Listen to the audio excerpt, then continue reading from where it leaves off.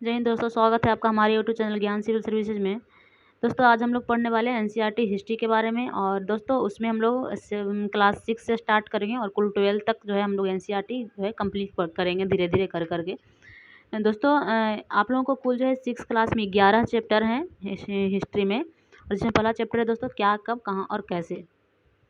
दोस्तों मैं आप लोगों को बता दूं, सिविल सर्विसेज की अगर आप लोग तैयारी कर रहे हैं तो एनसीईआरटी काफ़ी इंपॉर्टेंट जगह रखती है हमारे सिविल सर्विसेज में। तो दोस्तों तो अभी तक आप लोगों ने एनसीईआरटी नहीं पढ़ी है तो दोस्तों पढ़ लीजिए। और अगर आपके पास एनसीईआरटी की बुक है तो आप लोग बुक से ही पढ़ लीजिए, और नहीं तो आप लोग अगर पढ़ लिए हैं तो काफ़ी अच्छी बात है। दोस्तों वो आता है कि एनसीईआरटी पढ़ने के बाद जो एडवांस बुक हम लोगों के पास होती है, एडवांस बुक पढ़ने में काफ़ी सहूलियत भी होती है और काफ़ी क्वेश्चंस भी इससे जो है हम लोगों को सिविल सर्विसेज में बन जाती है। तो एनसीईआरटी पढ़ना बहुत इंपॉर्टेंट हो जाता है हम लोगों के लिए। तो ये दोस्तों आज हम लोग यहाँ पे पढ़ते हैं क्या, कब, कहाँ और कैसे। इसमें क्या जो है मुख्य रूप से बातें कही गई है। दोस्तों यहाँ पे एक लड़की है, इसका नाम है रसीदा। इस लड़की का एक सवाल है दोस्तों। एक क्या है कि एक पेपर पढ़ रही थी, मतलब अखबार एक पढ़ रही थी दोस्तों, तो इसको एक सुर्खी पर नज़र पड़ता है और सुर्खी जो है 100 साल पुराना है। क्या 100 साल पुराना? तो इसके माइंड में दोस्तों एक सवाल उठ रहा है कि सुर्खी इतना पुराना है तो इसको कैसे पता लगाया जा सकता है कि कोई सामान जो है कितना पुराना है, इसे कैसे पता लगा सकते हैं। दोस्तों हम लोग भी कभी कभी पेपर वगैरह पढ़ते हैं या फिर कुछ कभी ऐसा चीज़ देख लेते हैं जिससे हमारे मन में ऐसा सवाल उठने लगता है कि मतलब क्यों ऐसा कैसे हो सकता है। तो यही इसके माइंड में भी दोस्तों ऐसा सवाल उठ रहा है कि मतलब 100 साल पहले क्या हुआ था, बहुत पहले 100 साल 1000 साल वर्ष पहले क्या हुआ था उसको हम कैसे जान सकते हैं।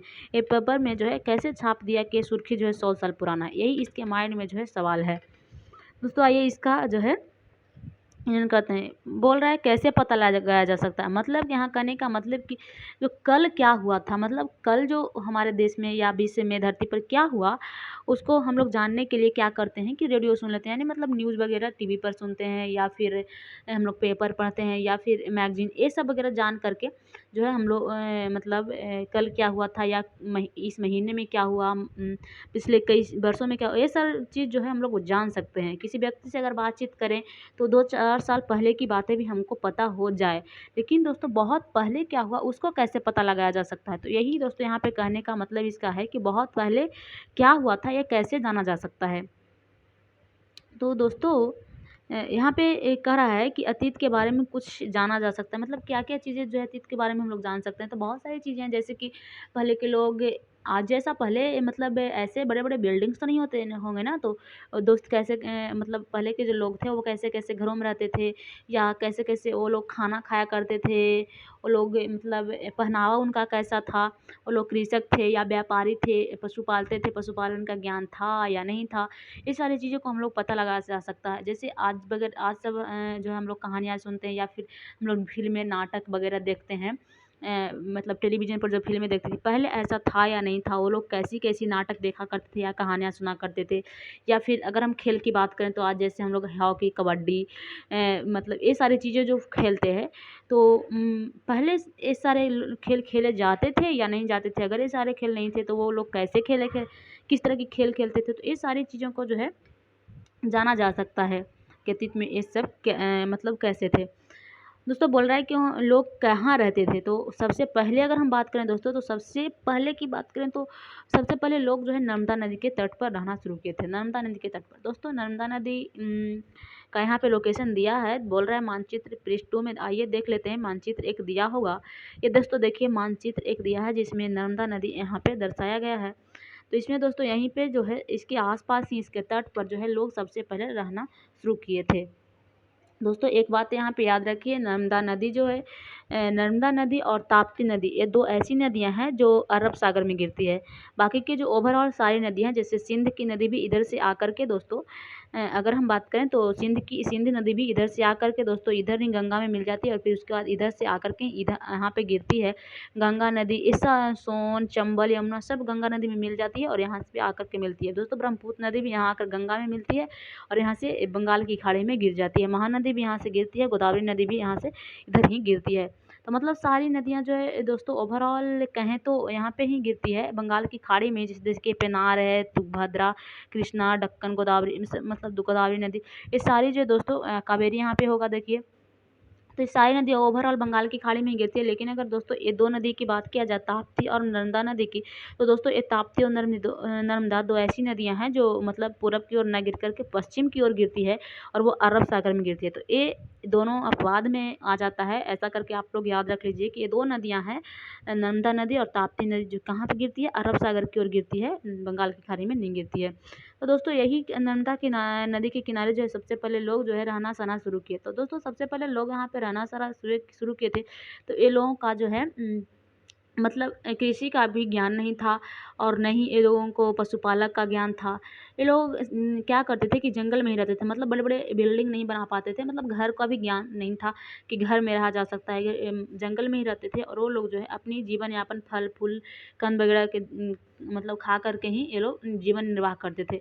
और दोस्तों वस्त्र का भी यहाँ पे साधारण सी बात है कि ज्ञान नहीं ही होगा, तो लोग मतलब पेड़ के छाल वगैरह से ही अपने शरीर जो ढक लेते थे और इस तरह से वो अपनी जीवन व्यतीत करते थे। और वहाँ पे जानवरों का ये लोग शिकार भी करते थे, जैसे आखेट करते थे। आखेट का ही मतलब दोस्तों होता है शिकार, तो ये लोग जानवरों का शिकार भी किया करते थे।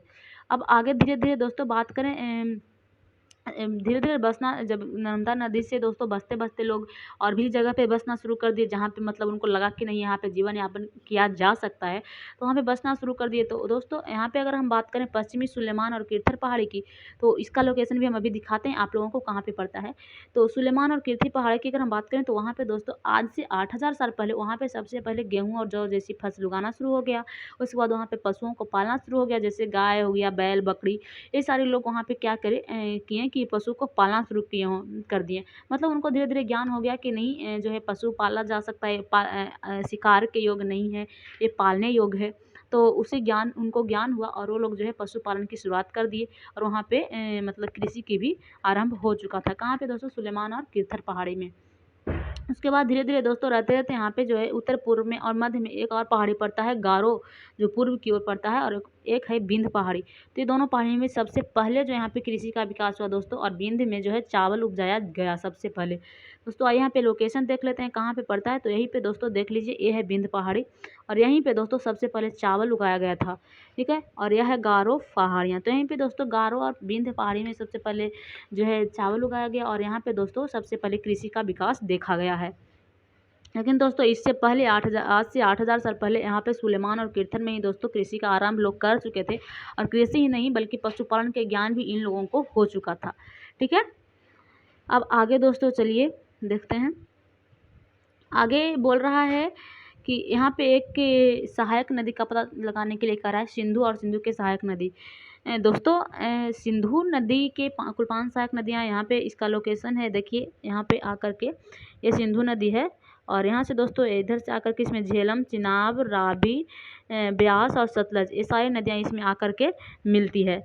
ठीक है, तो ये सारी नदियाँ दोस्तों इसमें आकर के मिलती है और इसका 5 जो है सहायक नदी है और ये दोस्तों सिंधु नदी है। तो इसके बारे में बोला था। तो दोस्तों आज से 4700 वर्ष पहले अगर हम बात करें, तो इन्हीं नदियों के किनारे जो है आरंभिक नगर फले फूले, मतलब सबसे पहले दोस्तों जो है 4700 वर्ष पूर्व की अगर हम बात करें, तो यहीं पे जो है आरंभिक नदी फले फूले थे। ठीक है ना। और इसके बाद दोस्तों धीरे धीरे गंगा नदी पे भी जा कर के बसने लगे लोग, आज से 25 साल वर्ष पहले। दोस्तों 4700 वर्ष पहले सिंधु नदी पर लोग बसना शुरू किए, उसके बाद फिर 2500 वर्ष पहले गंगा नदी में भी इसका विस्तार हो गया, गंगा नदी के आसपास भी इसका विस्तार हुआ। तो गंगा नदी वहीं पे पड़ता है, तो इधर आकर के गंगा नदी का भी विस्तार हुआ। जैसे देख लीजिए यहाँ पे गंगा नदी ये पड़ता है यहाँ पे, तो इधर भी दोस्तों आज से 2500 वर्ष जो है लोगों का रहना सहना शुरू हो गया। आगे दोस्तों बोल रहा है गंगा था इसकी सहायक नदी सोन, गंगा नदी का ही एक सहायक नदी है सोन। तो सोन नदी का पता लगाने के लिए बोल रहा है, बोला गंगा के दक्षिण में इन नदियों के आसपास का क्षेत्र प्राचीन काल में मध्य नाम से जान। दोस्तों जैसे मगध का नाम आप लोग सुने होंगे, जैसे मगध का इतिहास, फिर मगध का शक्तिशाली राजा था, जैसे ये लोग चंद्रगुप्त मौर्य थे, उसके बाद अशोक हुआ, फिर ये सारे चीज जो थे बहुत सारे थे। और तो दोस्तों यहाँ पे कह रहा है कि वही मगध, जो उसी के क्षेत्र को मगध कहा जाता था, जो गंगा के दक्षिण में सोन नदी के जो आसपास का क्षेत्र था उसी को दोस्तों मगध कहा जाता था प्राचीन में, जो वर्तमान में बिहार के नाम से जाना जाता है। तो सबसे शक्तिशाली राज्य यहाँ पे स्थापित थे, मतलब बहुत शक्तिशाली शासन हुआ करता था यहाँ पे मगध का। उन्होंने एक विशाल राज भी स्थापित कर लिया था। देश के अन्य हिस्सों में ऐसे राज्य की स्थापना की गई थी। मतलब देश के बहुत सारे, जैसे कुल आप लोग सुने होंगे, कुल जो है 16 महाजनपदें थी, में बट गई थी ये क्षेत्र। तो दोस्तों उसमें सबसे शक्तिशाली की अगर हम बात करें तो सबसे शक्तिशाली जो है मगध ही पड़ता था। और कई मतलब जनपद को अपने में भी मगध मिलाने में कामयाब हो गया था, इससे भी ये काफ़ी शक्तिशाली हो गया था। तो इसका आप लोग आगे के चैप्टर्स में इसका जिक्र मिलेगा आप लोगों को। तो यहाँ बस थोड़ा सा ओवरऑल दिया है कि सोन के जो आसपास के क्षेत्र उसी को दोस्तों क्या मगध कहा जाता था। ठीक है, यहाँ पर कई लोगों ने सदैव उपमहाद्वीप के एक हिस्से से दूसरे हिस्से तक यात्रा की, मतलब कि यात्राएं भी हुआ करती थी। लोग मतलब पहले गाड़ियाँ तो नहीं थी, जहाज़ वगैरह या फिर रेलगाड़ी, ये सारी चीज़ तो पहले थे नहीं, लेकिन फिर भी यहाँ पे यात्राएं की गई। कभी कभी हिमालय, ऊंचे पर्वतों, पहाड़ियों, रेगिस्तानियों, नदियों और समुद्रों के कारण यहाँ जोखिम भरी होती थी। मतलब यात्राएं तो जोखिम भरी होंगी ही ना, पहले मतलब नहीं रोड वगैरह था और नहीं उस तरह की जो है मतलब परिस्थितियाँ बनाई गई थी, उस तरह की सहूलियत दी गई थी जिससे यात्राएं की जाए। तो फिर भी यात्राएं अगर करेंगे हम तो जोखिम भरी तो होगी ही नहीं यात्राएं। तो इस तरह के दोस्तों वहाँ पे यात्रा तो जो थी जोखिम भरी होती थी, फिर भी यात्राएं उनके लिए असंभव नहीं थी। मतलब जैसे कहा जाता है ना कि जो चीज़ हम चाह लेते हैं उसको जो है किसी भी हाल में असंभव नहीं है। मतलब वो कठिन तो है लेकिन असंभव नहीं है। लेकिन दोस्तों वही कह रहा है यहाँ पे, यात्राएं कठिन थी लेकिन वो यात्रा असंभव नहीं थी। और यात्राएं जो लोग चाहें वो लोग कर पाएँ, जो नहीं चाहें वो नहीं करें। कि मतलब जिनको लगा कि नहीं असंभव है, जो अपने मन में ही ठान लिए कि जो ये नहीं असंभव है ये काम, तो वो नहीं कर पाएँ। और जो लोग जान गए कि नहीं ये असंभव नहीं है, मतलब कठिन है लेकिन असंभव नहीं है, तो वो लोग जो है कर पाएँ। और असलियत भी यही होता है दोस्तों, कोई भी काम कठिन होता है जो ठान लो और संभव नहीं होता। तो वही वहाँ पे जो है यात्राएँ जोखिम भरी तो थी लेकिन असंभव नहीं थी, और काफ़ी सारे लोग जो है यात्रा भी कर सके। मतलब कि काम की तलाश में लोग यात्राएँ करते थे, या एक जगह से दूसरी जगह आपदा खोजने के लिए जाते थे, या फिर जो मतलब क्षेत्र विजित करने के लिए, जैसे राजा महाराजा जो होते थे अपने क्षेत्र में दूसरे क्षेत्र को मिलाना चाहते तो वहाँ पे युद्ध करने के लिए भी जाया करते थे। उसके बाद दोस्तों व्यापार के लिए जहाज़ अपने साथ मूल्यवान वस्तु लेकर के, जैसे वहाँ पे किसी एक देश में इस एक वस्तु की बहुलता है और वहाँ पे उसकी मात्रा बहुत कम है दूसरे देश में, तो दोस्तों एक जगह से दूसरी जगह सामान पहुँचाने के लिए भी दोस्तों जहाज़ से अपने साथ मूल्यवान वस्तुएँ लेकर के आते जाते थे लोग। उसके बाद धार्मिक लोगों को शिक्षा और सलाह देने के लिए दोस्तों ये यात्राएँ करते थे। जैसे एक गाँव में दूसरे गाँव में जा कर के धर्मगुरु जो होते थे वो शिक्षा दिया करते थे। ठीक है, और ये दोस्तों जगह की खोज में भी बहुत सारे लोग ऐसे थे जो जगह को खोज करना चाहते थे, उसमें उत्सुकता भर गया था कि वहाँ पे कौन सी चीज़ होगी, वहाँ जाएंगे तो हम कैसी कैसी चीज़ें हमें मिलेगी। तो ये सारी उत्सुकता उसमें भर गई थी, इससे भी वो लोग यात्राएं जो है करते थे। इस प्रकार सभी यात्राएं एक दूसरे से विचार जाने के अवसर, मतलब कि ये जब यात्राएं लोग किए तो एक जगह से दूसरी जगह गए, एक देश से दूसरे देश में गए, एक कस्बे से दूसरे कस्बे में गए, एक महाजनपद से दूसरे महाजनपद में गए। तो इस प्रकार लोगों का विचार का आदान प्रदान भी हुआ। दोस्तों यहाँ पे कुछ दे रहा था कि मानचित्र एक में दक्षिण एशिया में पड़ता है, आधुनिक भारत है, पाकिस्तान, बांग्लादेश, भूटान, नेपाल, श्रीलंका और अफगानिस्तान, ईरान, चीन और म्यांमार आदि पड़ोसी देशों को दर्शाता है। दक्षिण एशिया एक छोटा सा महाद्वीप है, महाद्वीप से छोटा है। दोस्तों महाद्वीप से छोटा ही है दक्षिण एशिया, लेकिन दक्षिण एशिया में बहुत सारे देश आ जाते हैं जिसमें दिया गया है, जैसे भारत हो गया, पाकिस्तान, बांग्लादेश, नेपाल, भूटान, श्रीलंका, अफगानिस्तान, ये सारे जो है यहाँ पे देश आते हैं।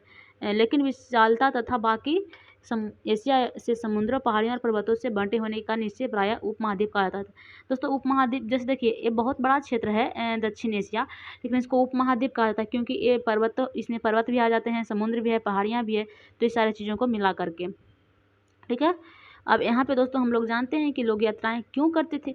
तो हम लोग तो जान गए कि लोग यात्राएं क्यों करते थे, जैसे मतलब धर्म गुरु जो थे शिक्षा बांटने के लिए करते थे, कोई जगह की खोज के लिए भी, कोई मतलब मूल्यवान वस्तु को लेकर आप पास जाया जा सकता था, तो ये सारी चीज़ों को लेकर के लोग यात्राएं करते थे। अब यहाँ पे दोस्तों बोल रहा है कि एक बार फिर मानचित्र को देखो, मतलब फिर से देखने का रहा, उसमें क्या देखना है कि पहाड़ियाँ, पर्वत और समुद्र इस महाद्वीप की प्राकृतिक सीमा का निर्माण करते हैं। तो दोस्तों प्राकृतिक सीमा का निर्माण, सही बात है कि उपमहाद्वीप की जो है पहाड़ियाँ, पर्वत, समुद्र, ये सारी चीज़ जो है निर्माण करते हैं। हालांकि लोगों को इन सीमाओं को पार करना आसान नहीं था, मतलब कि जैसे अगर हम पहाड़ी पार करना था दोस्तों, जैसे आप लोगों को पता होगा कि हिमालय पहाड़ी कितना ऊंचा है, तो उसको पार करना कितना असंभव होगा, आप लोग अनुमान लगा सकते हैं। हिमालय पर्वत है, समुद्र है, जैसे समुद्र की अगर हम बात करें तो जैसे बड़े बड़े महासागर हो गए, या फिर जैसे काला सागर की ही बात कर लीजिए। काला सागर अब तो बहुत छोटा हो गया है, पहले बहुत बड़ा जो था काला सागर था, और काला सागर को लेकर के दोस्तों अमेरिका वगैरह, चीन वगैरह जो है आलोचना भी कर रही है भारत सरकार की, कि मतलब ऐसा कैसे। लेकिन फिर भी भारत सरकार उस पर जो है काम कर रही है। अभी उसमें बैठक हुई है जा कर के समुद्री मतलब क्या बोलता है समुद्री सुरक्षा को लेकर के एक बैठक हुई, उसकी अध्यक्षता जो है भारत ही की है इस बार। तो उसमें भी दोस्तों इस पर काम हो रही है, और लेकिन फिर भी वहाँ पे आलोचना किया जा रहा है, क्योंकि काला सागर दोस्तों पहले मतलब बहुत बड़ा था, लेकिन फिर भी सिमट गया है पहले की अपेक्षा काफ़ी, तो उसमें आलोचना भी की जा रही है। दोस्तों उसको पार करना, उस सारी चीज़ों को पार करना बहुत लोगों के लिए आसान नहीं था, बहुत कठिनाई होती थी, लेकिन फिर भी दोस्तों जिन्होंने ऐसा चाहा वे ऐसा कर सके। अभी हम आप लोगों को बता रहे थे कि मतलब जो चाह गया वो करेगा ही, उसको लगा कि नहीं हमको ये पार करना है, तो किसी तरह वो पार करेगा ही। तो ये लोग पर्वत की ऊंचाई को भी छू सके और समुद्र की गहराई को भी पार कर सके। दोस्तों उपमहाद्वीप के बाहर से भी कुछ लोग यहाँ आए और वहाँ पे जो है बस गए। लोग इस आवागमन में अपनी संस्कृति परंपराओं की को समृद्ध किया। कई सौ वर्षों में से लोग पत्थर को तराशने, संगीत रचने और यहाँ तक कि भोजन बनाने के एक नए तरीके के दूसरे से विचार को अपनाते रहे।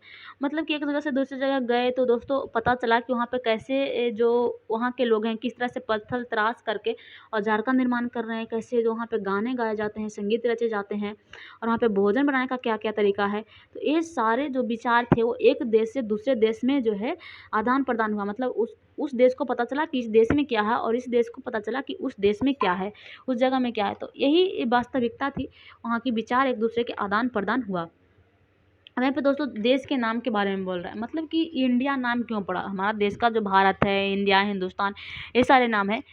तो इसको यही यहाँ पे बताने का प्रयास किया गया है कि मतलब देश का नाम कैसे पड़ा। अपने देश के लिए प्राय इंडिया और भारत जैसे नाम का प्रयोग करते हैं हम लोग। तो इंडिया शब्द इंडस से निकला है दोस्तों। इंडिया शब्द की अगर हम बात करें तो ये इंडस से निकला, और इंडस है दोस्तों क्या, तो इंडस दोस्तों इसको हिंदी में कहा जाता है सिंधु।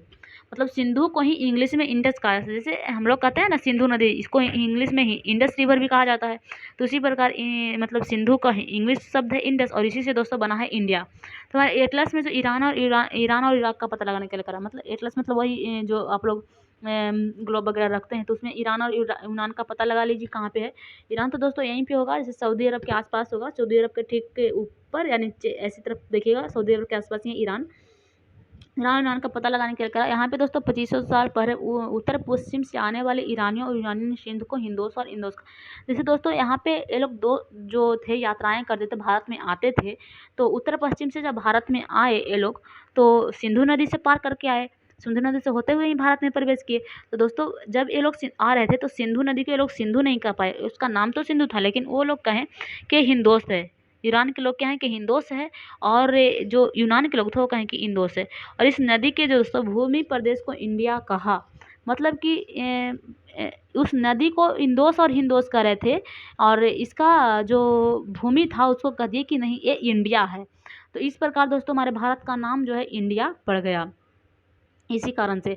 और दोस्तों भारत नाम क्यों पड़ा, तो भारत दोस्तों एक कुल का नाम, जैसे कि भरत नाम का एक पश्चिम में रहने वाला लोगों का समूह था। जैसे भारत नहीं, भरत नाम का था, भारत नहीं, भरत नाम का जो वहाँ पे एक समूह रहा करता था उस उत्तर पश्चिम में। और उस समूह का उल्लेख दोस्तों 3500 वर्ष पुरानी जो हमारी कृति है ऋग्वेद, सबसे पुरानी वेद है, सबसे प्राचीन वेद है ऋग्वेद, तो उसमें भी इसका उल्लेख मिलता है। तो इसके बाद ये क्या हुआ कि देश के लिए प्रयोग होने लगा यही शब्द भारत शब्द, भरत शब्द से भारत बन गया। ठीक है दोस्तों, यहाँ पे एक कह रहा है पांडुलिपि के बारे में दिला, ताम्रपत्रों से बनी पांडुलिपि का एक पृष्ठ है यहाँ पे। तो ये पृष्ठ यह है दोस्तों, देख लीजिए ये पृष्ठ, इस पृष्ठ के बारे में बोल रहा है। तो इस पृष्ठ के बारे में क्या जानकारी दिया है देखते हैं। ये पृष्ठ जो है 1000 वर्ष पहले लिखी गई किताब बनाने के लिए ताड़ के पत्तों को काटकर उन्हें अलग अलग हिस्सों में एक साथ बांध दिया जाता था। भुर्ज पेड़ की छाल से बनी ऐसी एक पांडुलिपि में तुम यहाँ देख सकते हो। दोस्तों ये पांडुलिपि जो है भुर्ज पेड़ के छाल से बनी है। तो दोस्तों वो क्या होता है, सबसे पहले हम लोग ये पढ़ लेते हैं, उसके बाद ही हम लोगों को पता चलेगा। तो जहाँ पे अब बताएगा उस लड़की का जो प्रश्न था उसका, अब ध्यान से सुनिएगा कि किसी चीज़ को बहुत पहले क्या हुआ था उसको कैसे पता लगाया जा सकता है।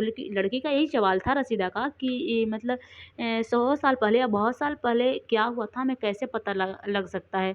तो इसका पता अब चलेगा दोस्तों, यहाँ पे से लगा सकते हैं हम लोग कि बहुत पहले क्या था।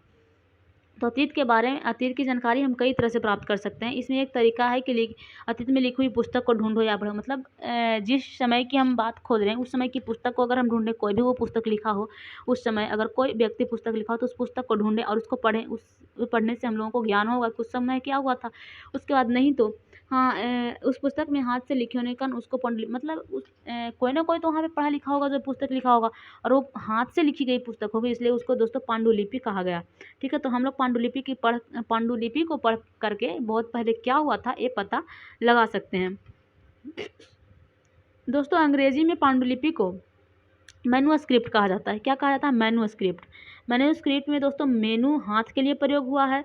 ठीक है, तो इसलिए इसको मैन्युस्क्रिप्ट कहा जाता है। जैसे हाथ से ही तो लिखा हुआ है तो मैन्युस्क्रिप्ट इसके कह दिए। उसके बाद दोस्तों ये पांडुलिपि ताम्रपत्र है हमारे, जैसे देखिए यहाँ पे कहा गया यही ये जो पांडुलिपि हम लोगों को है, एक प्रकार का पांडुलिपि यहाँ पे दिया गया है आपको।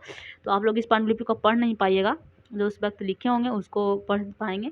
पता नहीं किस भाषा में लिखा गया है। तो दोस्तों ये लिखा गया है भुर्ज पत्र पर। भुर्ज नाम का एक वृक्ष होता है, एक पेड़ है, उसकी छाल काट करके ये पांडुलिपि उस पर लिखा है। क्योंकि पहले तो पेपर वगैरह कॉपी कलम तो होते नहीं थे, तो इस प्रकार से भुज पत्र पर भी लिखे जाते थे। और उसके अलावा दोस्तों ताम्र पत्र भी जो है अभिलेख नहीं, पांडुलिपियाँ लिखी जाती थी। ठीक है, तो आप लोग याद रखिएगा। उसके बाद इतने वर्षों में इसमें से कई पांडुलिपियाँ के जैसे दोस्तों रखा अभी भी हम लोगों को कई साल या कई वर्षों के बाद 5-6 साल के बाद कोई कॉपी आप ऐसी जगह रख दीजिए, उसके बाद उसको निकालते हैं तो दोस्तों कहीं कहीं मतलब छोटी छोटी सी छिद्र से हो जाती है कॉपी में। तो उसको दोस्तों ऐसा ही हुआ पांडुलिपि के साथ ही। पांडुलिपि के को दोस्तों बहुत सारे पांडुलिपि ऐसा था जिसको कीड़ा ने खा लिया या कुछ नष्ट भी हो गया। तो जो आज हम लोगों को मतलब प्राप्त है पांडुलिपि, वो मुख्य रूप से वो पांडुलिपि नहीं है जो मतलब वो लिखी गई थी, उसकी प्रारूप उसकी मतलब कॉपी है हम लोगों के पास, जो पांडुलिपियाँ आज उपलब्ध है। बहुत कम ही पांडुलिपियाँ बच पाई है जो मतलब मुख्य पांडुलिपियाँ हैं। ठीक है, प्रायः ये पांडुलिपियाँ मंदिर और बिहारों से प्राप्त होती है। इन पुस्तकों में धार्मिक मान्यताओं व्यवहारों राजाओं के जीवन औषधि और विज्ञान आदि सभी प्रकार के विषयों की चर्चा मिलती है। तो दोस्तों इस पांडुलिपि में बहुत सारा चर्चा मिलती है, जैसे राजा के जीवन कैसा था, वहाँ की मतलब धार्मिक मान्यता उस देश की क्या थी, ये सारी चीज़ें, वहाँ पे औषधि था या नहीं था, विज्ञान उस समय कितना विकसित था क्या था, तो ये सारी चीज़ें उसमें चर्चा मिलती है। इसके अतिरिक्त यहाँ के महाकाव्य कविताएँ और नाटक भी, जैसे वहाँ पे किस तरह के जो बच्चे थे किस तरह की कहानियाँ सुनते थे, किस तरह की कविताएँ होती थी, किस तरह की फिल्में नाटक ये सारी चीज़ें होती थी, तो सब चीज़ का जो जानकारी हम लोगों को पांडुलिपि के माध्यम से मिल सकता है। इनमें से कई संस्कृत में लिखे हुए होते थे, जबकि प्राकृतिक और तमिल में भी। जैसे पहले तो हिंदी का प्रचलन नहीं था तो संस्कृत में ही पांडुलिपियाँ लिखी जाती थी। इसके अलावा आम लोग जो थे पहले प्राकृत भाषा का ही मतलब इस्तेमाल करते थे। तो प्राकृत और तमिल में भी इसका जो है लिखा गया पांडुलिपि मिला है। प्राकृतिक भाषा का प्रयोग आम लोग करते थे। हम अभिलेख को भी अध्ययन कर सकते हैं। दोस्तों अभिलेख अब क्या होता है, पांडुलिपि अलग चीज़ है और अभिलेख अलग चीज़ है। तो यहाँ पे देखिए एक अभिलेख दिया गया है, ये अभिलेख है दोस्तों। ऊपर जो दिया गया था वो पांडुलिपि था, हिमालय के भुर्ज पेड़ के जो है छाल पर लिखा गया था। और ये दोस्तों यहाँ पे जो है पांडुलिपि ये पांडुलिपि नहीं अभिलेख है।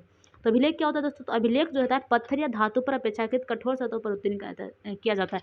जैसे वो लोग तो है ताम्रपत्र पर या फिर भोज पेड़ की छाल पर लिख दिया जाता था, उसको पांडुलिपि कहेंगे, हाथ से लिखा जाता था।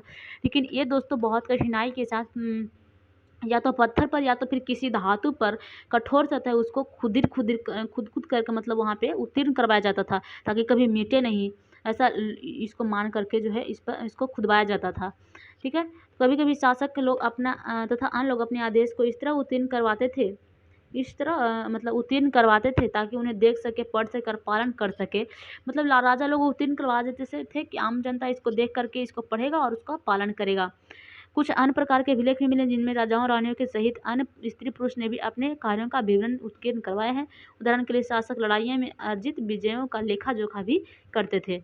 तो दोस्तों बहुत सीधी सी बात है, करेंगे ही, क्योंकि अगर लड़ाई में वो विजित होते हैं तो वो अपनी मतलब अभी किन अभिलेख उत्तीर्ण करवाएंगे ताकि आम जनता उसको पढ़े और जाने कि ये इतने युद्ध जो है जीत चुके हैं, ये बहुत महाराजा हैं, ये बहुत अच्छे काम करते हैं। ये सारी चीज़ और पढ़ करके जो है उसको मतलब समर्थन मिले। तो ये सारी चीज़ को सोच करके वहाँ पे पांडुलिपियाँ भी लिखी जाती थी और फिर मतलब अभिलेख भी उत्तीर्ण करवाए जाते थे। इधर दोस्तों एक दिया गया है कि ये अभिलेख जो है आज से 2250 यानी 2250 वर्ष पुराना है। अफ़गानिस्तान के कंधार से ये अभिलेख जो है प्राप्त हुआ है और दोस्तों ये अभिलेख अशोक नामक शासक के द्वारा उद्देश्य मतलब ये दोस्तों अशोक के तो आप लोग नाम सुने होंगे, मगध का शासक था वो। तो दोस्तों ये अभिलेख के द्वारा ही उत्तीर्ण करवाया गया है और इस शासक के विषय में हम अध्याय 8 में अशोक के बारे में जो है डिटेल पढ़ना है हम लोगों को। जब तक कुछ लिखते हैं तब तक किस लिपि का प्रयोग करते हैं। लिपियाँ अक्षरों तथा संकेत में लिखी जाती है। जब हम कुछ बोलते हैं पढ़ते हैं तो एक भाषा का प्रयोग होता है। दोस्तों लिखने के लिए एक लिपि का प्रयोग होता है जबकि बोलने के लिए एक भाषा का प्रयोग होता है।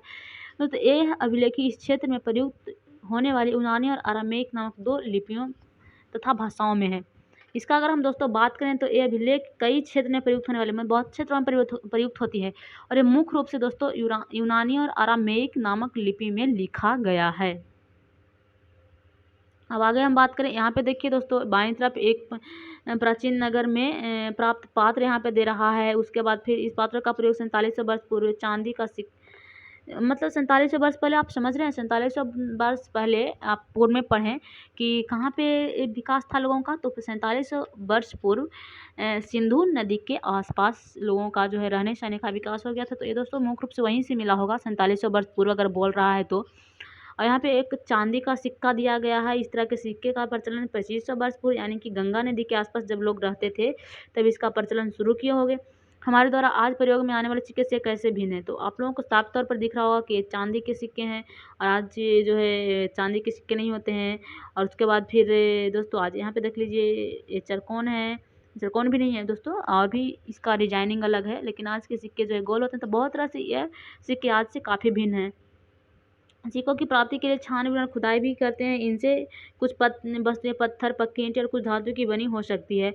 ऐसे तत्व कठोर और नष्ट जल्दी न होने वाले होते हैं। मतलब जो पत्थर के बने होते हैं या धातु के बने तो जल्दी तो नष्ट नहीं होंगे। पुरातात्विक जानवरों, हड्डियों तथा मछलियों की हड्डियाँ भी ढूंढते हैं। जो पुरातात्विक है मतलब पुरातात्विक का मतलब कि जो पता लगाते हैं कि बहुत पहले क्या हुआ था, उन्हीं को पुरातात्विक कहा जाता है। मतलब खोज ढूंढ जो करते हैं, तो वो जानवरों और चिड़ियों मछलियों की हड्डियाँ भी ढूंढते हैं जिससे कि ये मदद मिले कि अतीत में लोग खाते क्या थे। वनस्पति का भी अवशेष जुड़ते हैं ताकि मतलब कि किस तरह के वहाँ पे पेड़ पौधे रहे होंगे। लेकिन दोस्तों वनस्पति का अवशेष जो बहुत मुश्किल से बच पाए वहाँ पर, मतलब ज़मीन के अंदर सड़ गल करके समाप्त हो गए, मिट्टी में ही परिवर्तित हो गए, तो उस पर बहुत कम ही बच पाए हैं। ठीक है। अब दोस्तों यहाँ पे आपसे पूछ रहा है कि क्या वो कपड़े के भी अवशेष मिलते होंगे, मतलब मिलते होंगे या नहीं मिलते होंगे, तो आप लोग पता लगाइए, सोच के बताइए मिलते हैं या नहीं मिलते हैं। पांडुलिपियाँ, अभिलेख और पुरातत्व से ज्ञान जानकारियों के लिए इतिहासकार प्रायः स्रोत शब्द का प्रयोग करता है। अब स्रोत शब्द का मतलब कि स्रोत, इतिहासकार स्रोत शब्द का प्रयोग है मतलब कि स्रोत का मतलब हो गया कि कोई तो स्रोत होगा जिससे हम लोगों को पता चले कि पहले प्राचीन में क्या था। स्रोत बहुत सारे जैसे मिल ही गया। पांडुलिपि भी एक प्रकार का स्रोत है, अभिलेख भी एक प्रकार का स्रोत है जिससे हम लोगों को पता चल सकता है कि उस समय क्या हुआ था, किस तरह की चीज़ें थी। ठीक है। इतिहासकार उन्हें कहते हैं जो अतीत के बारे में, मतलब इतिहासकार उन्हीं को कहते हैं जो अतीत के बारे में अध्ययन करते हैं। स्रोत की प्राप्त होते ही अतीत के बारे में जानना बहुत रोचक हो जाता है। इन स्रोतों की सहायता से हम धीरे धीरे अतीत का पुनर्निर्माण कर पाते हैं। अतः इतिहासकार तथा पुरातत्वविद उन जासूसों की तरह हैं जो इन स्रोतों का प्रयोग पुनः सुराग का रूप में कर अतीत के जानने का प्रयास करते हैं। दोस्तों यहाँ पे अगर हम बात करें, जैसे यहाँ पे कहने का इसका मतलब ये हुआ कि अतीत में इतिहासकार मतलब इसका मुख्य रूप से कहने का ये मतलब है कि जैसे वहाँ पे हम लोग ज्ञान प्राप्त करते हैं, तो अतीत में जिसको अध्ययन करते हैं उसको तो मतलब जो अतीत का अध्ययन करते होंगे उसको इतिहासकार कहते हैं। दोस्तों शुरुआत की अगर हम जानकारी, जैसे कि अगर हम पांडुलिपि को पढ़ना शुरू करें या अभिलेख को पढ़ना शुरू करें, तो आपको ऐसे नहीं मतलब इतिहास के बारे में कई सारे ऐसे लोग होते हैं जिसको पढ़ना बोरिंग लगता है, जैसे इतिहास सब्जेक्ट ठीक नहीं लगता। तो अगर हम अतीत के बारे में जानते हैं, ठीक है, अतीत के बारे में स्रोत में के बारे में जानते हैं कि उस तरह पांडुलिपि पढ़ के पता लगा हमको कि उस तरह की इस सारी चीज़ें थी। जैसे हड़प्पा सभ्यता के बारे में हम लोगों को पता लगा पांडुलिपि या अभिलेख से, तो किसी भी स्रोत से पता लगा तो लगा कि नहीं आज जैसी चीज़ें पहले भी थी, ऐसा मतलब पढ़ करके ऐसा यकीन होता है। तो ये सारी चीज़ों से हम लोगों को इंटरेस्ट जगता है सब्जेक्ट के प्रति। मतलब आकर्षित होते हैं हम लोग कि नहीं ऐसा चीज़ें थी उस समय, पहले ऐसा भी था। तो ये दोस्तों रोचक लगता है हम लोगों को पढ़ने में। तो स्रोत अगर मिल जाए तो अतीत के बारे में बहुत पढ़ना रोचक हो जाता है, ये आम बातें हैं। तो ये यहाँ पे बोल रहा है। अब दोस्तों यहाँ पे बोल रहा है कि अतीत एक या अनेक। तो इस पुस्तक का नाम ही है दोस्तों हमारा अतीत। तो यहाँ पे यही कहने का प्रयास कर रहा है कि अतीत एक है या अनेक। तो इसके बारे में दोस्तों हम अगले वीडियो में आप लोगों को बताएंगे, क्योंकि वीडियो बहुत बड़ी हो जाएगी तो फिर आप लोग पढ़ नहीं पाइएगा। ठीक है, तो हम फिर मिलते हैं अगले वीडियो में। ठीक है दोस्तों, जय हिंद दोस्तों।